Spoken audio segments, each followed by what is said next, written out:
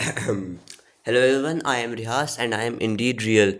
And in my humble opinion, one of the hardest things in art to master is grayscale, which is why today I am here to help. I'm here to provide you all the inner peace you all want in life. Well, let's just get started. This is the quality of artworks I make in grayscale, and overall, grayscale is not that hard as much as people think, but it's still pretty hard, darn hard. Like it took me a lot of time to get where I am. This is my one of my recent most artworks. So let's just get started. Oh God. Never mind. Let's just use this page. This one's way better. All right. So one of the most honest grayscale tips is that if you're working in grayscale, I would honestly recommend you get these two paints. They're not that expensive. They're gonna make your artworks look good, and let's just get them, bro. All right. Now, how do we actually work in grayscale? Then now that I've stopped yapping about it. Well, you see, grayscale is not a medium that will just allow you to go from dark to light. Nah, nah, nah, nah, nah. You gotta work from light to dark. What do I mean by that? Let me demonstrate real quick. Oh, god damn it. Now subscribe, okay? It took me like, I don't know, 10 seconds to open that for you, but still it's a lot, okay? Alright, you see, this is the lightest color. This is the lightest color, okay? Just stick with me over here. This is the lightest color, and then let's if we put our brush in this. Anyhow, as I was saying, this is somehow somewhat of a darker color than that. See this? Awesome, right? You might be like, yeah, but now where is this going? Now, I want you all to just imagine for a minute how are we gonna make this thing, this color, like, let's just dry it. Let's just wait for it to dry it up real quick. How are we gonna get this color to be darker than what it already is? Of course, we're gonna apply more paint, right?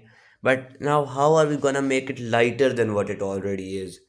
We can try spreading, for example, but that won't really change a lot. Now you all might be in the comments being like, yeah, you can just use. God damn it. So as I was saying, some people are gonna say that using white is going to help, but I'm being honest with you right now. All white is going to do is just blend in the colors. It's gonna do literally nothing. I used so much white paint and then it just did nothing. So yeah, if you are working in grayscale, I would honestly recommend you to always see your references in grayscale as well. Use a pen for finer details. Never ever make that you start off with the darkest color. Just start with the lightest color and then you work your way up to the darker tones. And for the love of God, do not do line art after you have applied the paint, because line art after paint never works. You always have to apply the line art first and then do the paint. So that's the only way, man. I'm being just honest. Also, one last important thing about grayscale is that a lot a lot of the factors that vary your drawings in grayscale are not going to be stuff like how you apply your paint, but rather how you do your line art. Like, I'm being honest, just look over here.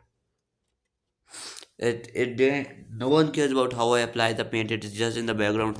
Most of the stuff comes from the line art. And then of course over here as well we can see, like, see how line art affects more. And the prime example, of course, the all right, yeah, here we go. See how here the line arts affects it way more than the paint. That's what's going to happen. In grayscale, more paint is not as important as line art.